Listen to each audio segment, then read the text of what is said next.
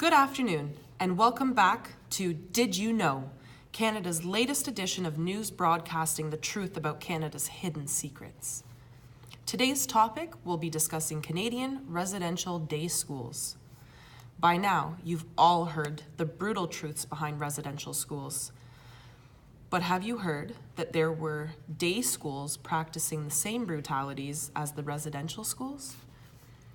The difference was these poor Indigenous children were forced to go to school and then were able to go home at night. But don't let this fool you. The same trauma, abuses, and brutalities took place at the day schools, very much the same as the residential schools. What sparked the interest for today's topic was last week's episode covering residential schools.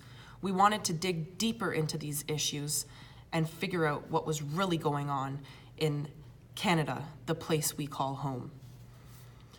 Did you know that in the beginning of the 1920s, close to 200,000 Indigenous children were forced to attend over 700 federally operated day schools?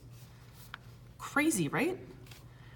Métis children were the majority of whom attended, and not only for geographic locating, rather, they were not considered brown enough to be Indigenous, nor white enough to be Canadian. Jeez.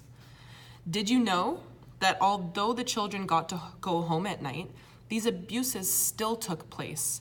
The sexual, physical, psychological, and emotional abuses that took place in these day schools, similar to residential schools, were something that all Indigenous children were forced to endure.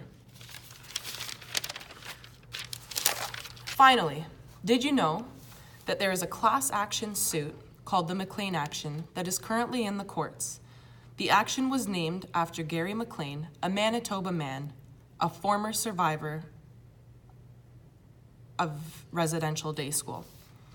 He was the lead plaintiff of the $15 billion lawsuit against the federal government. Unfortunately, he passed away before he was honored his lawsuit.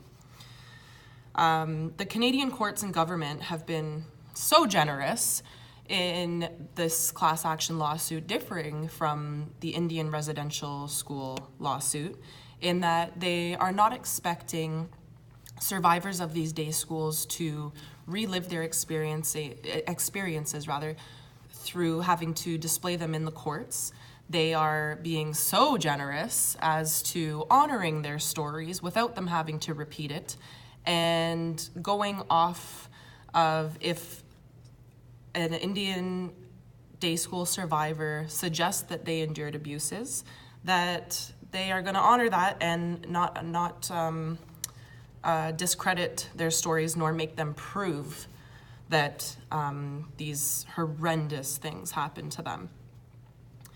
In conclusion to today's topic, the one thing that we think Canadians should know about residential day schools is that do not think that for 1 second that because these children got to go home at night, that they did not endure all these abuses that happened similar to Indian residential schools.